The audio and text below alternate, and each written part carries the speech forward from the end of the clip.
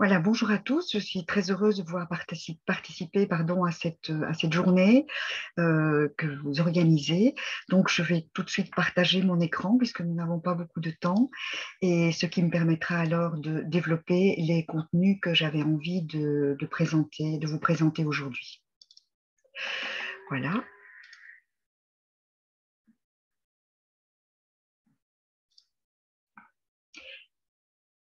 Je vais vous parler donc des sites web touristiques dans leur version multilingue.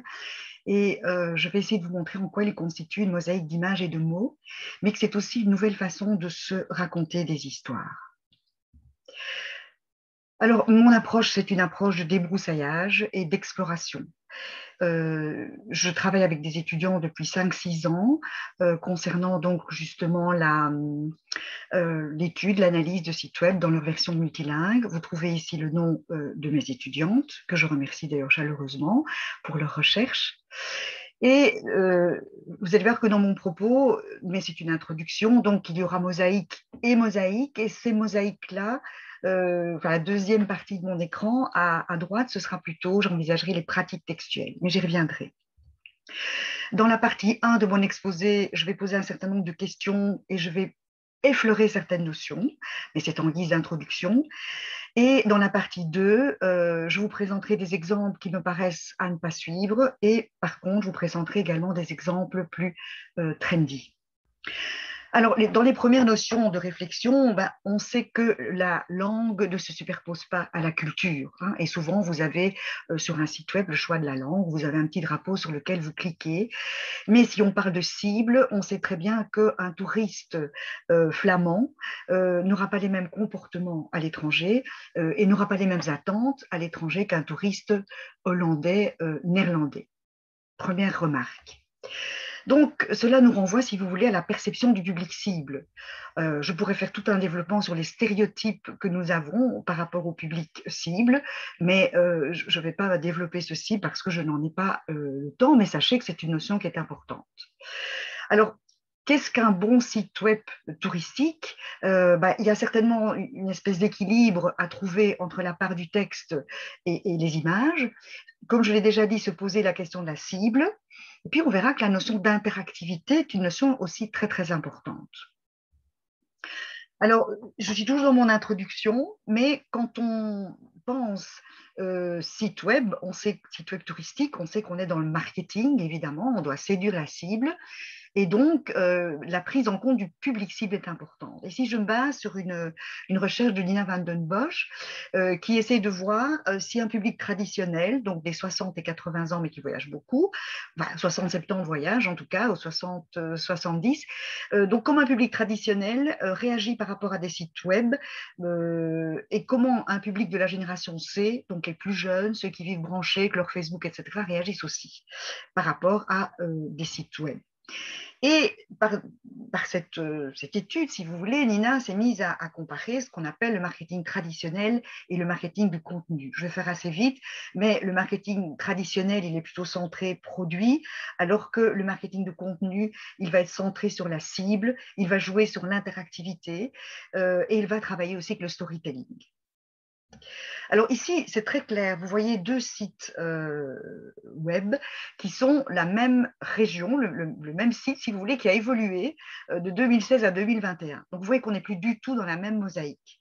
Mais le site qu'a étudié Nina en 2016, c'est le site où il y a beaucoup de textes. Et c'était un site qui a été considéré comme traditionnel. Par rapport à ce site considéré traditionnel, elle a étudié le site du Havre, qui, vous voyez, en 2016, est déjà très moderne, fonctionne avec beaucoup d'images, et ce qui est très intéressant aussi, il fonctionne avec énormément d'interactivité. Donc, il y a des web TV qui présentent de l'info en continu, de la culture, du sport, etc. Il y a également l'aspect storytelling qui est présent, et il y a le renvoi à des réseaux sociaux, Facebook, etc. Alors, quand on interroge le public, donc l'INA avait constitué deux groupes témoins. Donc, il y avait d'une part des représentants de la génération C, donc plus jeunes, et des représentants d'un public plus traditionnel. On voit que le public plus traditionnel plébiscite autant le site traditionnel que le site plus branché, alors que ce n'est pas du tout le cas de, vous voyez ici, de la génération C qui préfère le public, le site branché. Alors, le bémol, évidemment, c'est pour ça que j'ai mis cet exemple dans mon introduction, c'est que ces différents sites du Havre, ici j'en ai trouvé 3 contemporains en 2014, vous voyez la mosaïque qui est différente, existent uniquement en français. Il n'y a pas de version en anglais. On vous renvoie à l'Office du tourisme.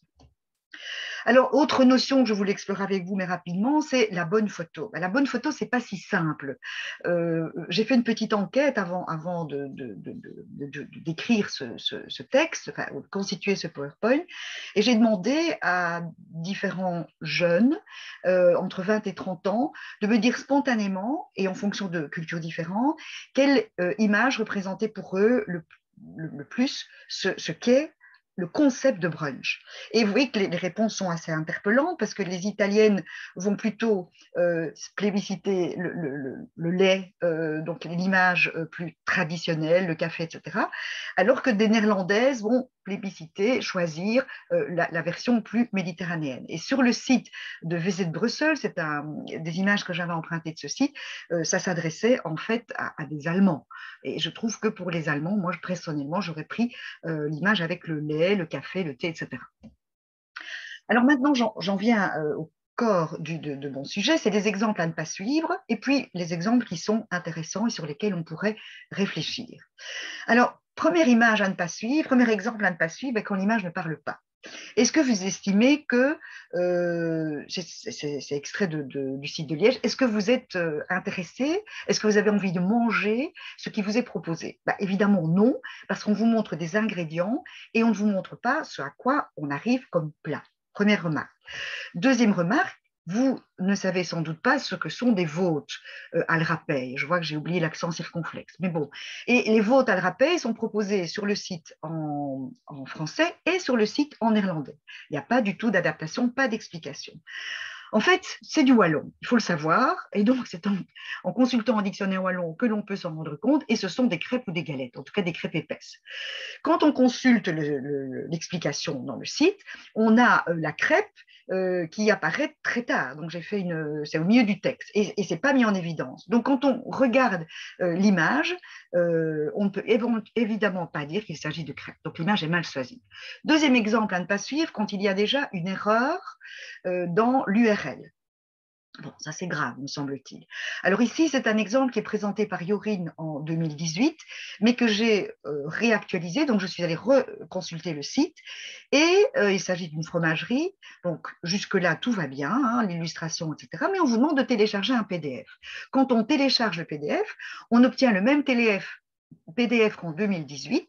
Il s'agit je trouve, d'une publicité assez mal faite, vintage mais mal faite, où on a du français et un peu d'anglais, et c'est le même PDF qui est proposé sur les 3 sites, en français, en espagnol et en anglais. Alors, par contre, on vous dit que les langues parlées pour la visite sont le néerlandais, le chinois, le japonais et le russe.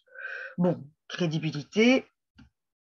Alors, troisième exemple à ne pas suivre, c'est le zigzag. Hein, c'est un exemple qui est proposé par Celotti, que vous trouverez dans la bibliographie. C'est quand on a certaines portions du texte qui sont traduites, quand des liens hypertextuels ne sont pas traduits ou quand des liens renvoient à des documents qui sont toujours en langue d'origine, un petit peu comme ce que je vous ai montré avec la fromagerie. Ici, je vous montre un exemple d'Aix-en-Provence qui est extrait d'une recherche de Sophie. Elle a fait une enquête auprès de 7 webmasters. Elle a posé 3 questions. Quid, lorsqu'on passe en version étrangère des adaptations image-texte, quid de la prise en compte de l'interculturel et quid de la coopération instaurée entre le webmaster et le traducteur. Alors, pour Aix-en-Provence, on nous dit que dans un monde idéal, il faudrait effectivement s'adapter et tenir compte des habitudes culturelles. Mais pour Aix-en-Provence, ils n'ont pas le temps, ils ont une offre trop importante de langues. Et donc, il n'y a pas de discussion avec le traducteur et on fait purement et simplement de la traduction au kilomètre. Alors, ça donne quoi? Ça donne un site en néerlandais qui est mal traduit, qui présente plusieurs langues, qui a quand même l'intelligence, vous voyez ma flèche bleue, de présenter une vidéo dans laquelle il n'y a pas de langue et qui présente un certain nombre de contenus. Et vous voyez que c'est très différent entre le français et le néerlandais. Mais sur le site en néerlandais, et vous voyez que le début est rédigé en anglais, on vous envoie consulter des guides qui sont en français et en anglais. Par contre, en chinois, on vous envoie pas vers un guide qui pourrait être rédigé en anglais. Et donc, on pourrait se poser la question de savoir s'il ne serait pas plus intéressant de faire une version internationale en anglais qui soit soignée, plutôt que de faire des versions exotiques qui sont finalement bâclées. Alors maintenant, j'en viens aux exemples quand même un peu plus réussis. Et on va travailler d'abord sur le site de Lyon. C'est donc toujours la recherche de Sophie. Le site de Lyon est rédigé seulement en 2 langues, le français et l'anglais, et il présente vraiment beaucoup d'informations variées. Il y a un équilibre qui est recherché entre l'image et le texte. Alors, les réponses du webmaster ne correspondent pas toujours à ce qu'on constate sur le site. Donc, il estime, le webmaster, que la mise en page et les images sont assez similaires. On verra que les images varient, les thèmes varient.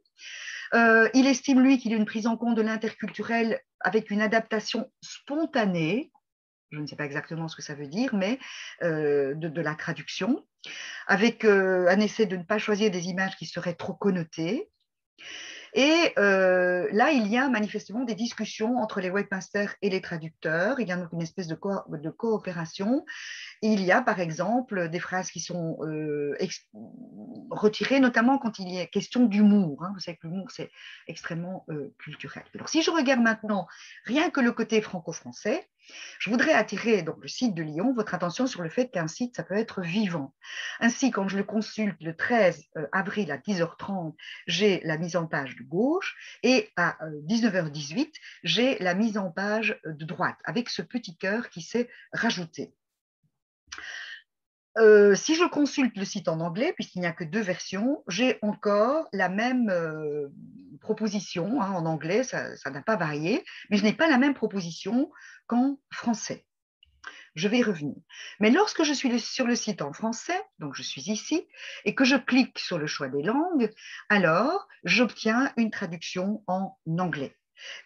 C'est une façon évidemment de se profiler à l'international. On vous invite à voter pour Lyon et on vous invite à voter en français et en anglais. Sur la version en français, on vous propose de choisir votre langue et vous avez une possibilité de remplir ce formulaire en russe et en chinois. Alors, ce qui est aussi intéressant, c'est qu'il y a des langues européennes qui sont présentes, mais pas toutes les langues européennes. Par exemple, l'italien n'est pas présent, alors que l'Italie est un pays voisin. Voilà, je reviens maintenant à la comparaison entre le site en français et le site en anglais au niveau de la page d'accueil. Vous voyez que du côté français, à gauche, il y a 2 vignettes pour Covid et il n'y en a qu'une pour l'anglais, la version en anglais, alors qu'il y a plus en anglais concernant le patrimoine, les choses à découvrir, etc. Donc, on voit bien qu'il y a une adaptation en fonction de la situation. Si je clique sur Discover Lyon, donc la version en anglais, je suis là, mais je peux aussi, en cliquant sur l'onglet français, avoir une traduction, mais j'ai une autre illustration. Et j'ai un autre texte. Lyon s'invite une nouvelle fois dans votre salon. Si maintenant, avec une technique de capture d'écran, je fais défiler et je prends tout le site, j'ai une autre mosaïque, comme vous le voyez, entre l'anglais et le site en français. J'ai également des ambassadrices qui vont prendre la parole. Ce sera traduit en français et en anglais. Mais vous verrez que Julie, qui est l'ambassadrice pour cette partie du site, ne va pas proposer, on ne voit pas la même mosaïque, ne va pas proposer les mêmes sites, les mêmes images, les mêmes expériences sur le site en français et sur le site en anglais. Dans une rapide comparaison, vous voyez que le Lion de Julie en anglais propose des restaurants exotiques, par exemple, qu'on ne va pas trouver dans le Lion en français. Mais là, on va trouver des visites possibles de ville à 6 euros. Évidemment, c'est destiné aux Français puisque les Britanniques ne peuvent pas voyager. On va trouver, par exemple, le Beaujolais nouveau qui est arrivé et le Like Free Bike qui est beaucoup plus adapté, qui est mis à l'ordre du jour. Alors, vous allez me dire, mais d'où viennent toutes ces belles photos ensoleillées? Parce que tout le monde le sait, en France, il ne pleut jamais. Hein, c'est pour ça que la France est un super pays agricole. Bref, eh bien, ça nous vient du réseau touristique Happy Dive. C'est une plateforme qui fournit des contenus, des photos, des aides à la rédaction aux personnes qui travaillent dans le tourisme. Et Lyon, nous voyons ici Stéphanie Angelevin, si vous voyez la dernière partie du texte, Lyon a bénéficié effectivement de cette aide d'Happy Dive pour son site. Alors, j'en viens à la dernière partie de mon exposé. Je vais vous parler du storytelling. Alors, le storytelling, c'est une notion intéressante parce que si vous avez entendu parler de ce fameux livre Sapiens, hein, la thèse de Noah Harari, c'est que si Sapiens s'est super développé et a pris le dessus sur les autres, sur les autres êtres vivants, si vous voulez, c'est parce qu'il fédérait autour d'histoires. Donc les légendes, les mythes, etc. Et c'est aussi intéressant parce qu'en marketing, c'est très important de pouvoir raconter des histoires, mais qui soient jugées comme authentiques, novatrices, engagées, co-construites. Alors, qui raconte l'histoire en tourisme? Et si j'en renvoie à une étude assez intéressante faite par Mathilde Bordet-Vollet pour son doctorat, elle dit que si l'histoire est racontée par l'habitant, d'après l'enquête qu'elle a faite au sujet de l'Écosse, ça ne marche pas tellement parce que l'image est imposée d'une certaine façon au touriste qui n'a pas l'occasion de se faire sa propre image lui-même. Et donc, ça ne marche pas très bien. Alors, Margot, donc une étudiante de cette année, a fait une étude très intéressante sur le site Normandie Tourisme et elle a interviewé le webmaster qui a parlé pendant 1 heure et demie et je vous livre les grands axes. Alors ce webmaster du site Normandie dit ceci: on ne veut plus être exhaustif, on ne veut plus présenter une intégralité, on veut faire des choix qui soient complètement subjectifs et qui soient assumés. On veut défendre l'authenticité et on veut être dans le marketing expérientiel. Et donc on va travailler sur des récits, mais on ne va plus traduire du français vers les langues étrangères, on va réinterpréter les expériences selon les besoins spécifiques de chaque clientèle. Donc ça, ce sont ces mots. Et pour connaître ces besoins spécifiques, il s'est basé sur Atout France, qui est une plateforme. Je vois également que j'ai fait une faute de frappe, mais bon. Et là, il y a une volonté de recruter des rédacteurs natifs pour interpréter les histoires. Alors, dans ce contexte-là, ils ont le projet d'accueillir des rédacteurs natifs italiens, néerlandais, allemands, britanniques, leur proposer ce qu'ils appellent des éductours avec un marketing expérientiel où ces rédacteurs vont découvrir la destination et écrire leur propre ressenti pour faire passer leur propre expérience. Donc c'est un projet qui n'est pas encore abouti, mais qui est en cours. Donc on est bien loin de l'Écosse où là, c'était les habitants. Et donc, ça, c'est le site d'Atout France qui, vous le voyez, propose des formations à des personnes qui voudraient travailler dans ce sens. Alors ici, je reprends toute une mosaïque, c'est le site de Normandie Tourisme, il est proposé dans différentes langues, le français, l'allemand, l'anglais, le néerlandais, l'italien et l'espagnol. Vous voyez que ce sont des images différentes. Vous voyez que, par exemple, pour les néerlandais, on a mis en avant ici cette photo de la famille qui est dans la mer. Et ici, elle apparaît en tout petit. Donc, on va composer sa mosaïque en fonction de l'image que l'on a aussi de la cible. Ça, c'est très intéressant à remarquer. Alors, j'en viens à ma conclusion. Donc, d'une part, il y a une mosaïque du design. Hein. On voit bien, par exemple, que le design de la ville d'Anvers sur son site web est totalement différent du design de la Tunisie, beaucoup plus coloré, etc. Et donc, ça dit déjà quelque chose de l'éthos, cette mosaïque design. Je ne vais pas rentrer dans les détails. Mais par ailleurs, ce que j'ai découvert dans ce travail, et avec l'aide de mes étudiants, c'est qu'il y a aussi une mosaïque qu'on pourrait dire concept textuelle, si vous voulez, parce que le texte va de la traduction à la rédaction. Donc, il y a différentes approches. On part du basique et du dépassé, je dirais, comme le zigzag entre les langues et la traduction de kilomètres, vers une traduction-adaptation, comme c'est le cas pour Lyon, voire vers la réécriture par un storytelling qui est effectué par un rédacteur natif. Et donc, on s'appuie ainsi sur l'expérience vécue, sur des photos qui sont séductrices et envahissantes. Les photos deviennent de plus en plus importantes et ça correspond aux attentes d'un public plus jeune et un public qui évolue. Et on s'appuie aussi sur la création d'un fantasme autogénéré par la cible qui est un rédacteur natif. Voilà, je vous remercie pour votre attention. Voici ma bibliographie. Je reviens vers vous et j'interromps la communication. Voilà, merci beaucoup pour votre attention.